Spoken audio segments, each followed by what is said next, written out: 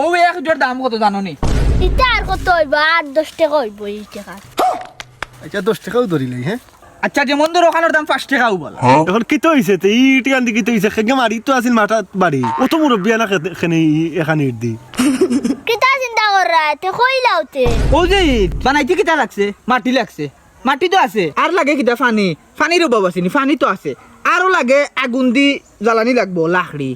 তোরে পাঠাইম লাকড়ি চুরিত ওই যাব লাকড়ি দাও দাও আগুন। আচ্ছা এখন যেমন ধরো ইট বনি গেছে এখন খরতা এটা কিতা ইট দি ওখান তা খৌ না খেনে রে বাবা খৌ ওখানটা এখন তো ফানি পাইলাম, দারু পাইলাম, লাকড়ি পাইলাম, সবটা জ্বলি গেল, ইট বনি গেছে। ঠিক আছে নি? ইট বনি গেছে।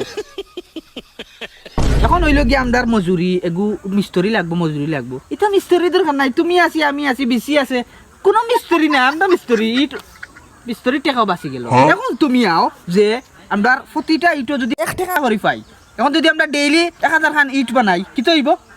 1000 তুমি মারো, अच्छा ठीक है মারো 1000 ফুরন 30,000 টাকা, মাসে আমরা 30,000 টাকা। এখন যদি আমি ও 30 রে যদি 30,000 যদি এখন আমি কিতা করি, বছরে যদি যাই আমরা ইজার কিতা 3 লাখ টাকা হয়ে যায়। এখন যদি আমরা বছর গিয়া 34 লাখ টাকা তাই গিয়া যদি এখন আমরা 12 বছর 10 বছর যাই, 10 বছরে যদি যাই আমরা 34 লাখ টাকা ইয়।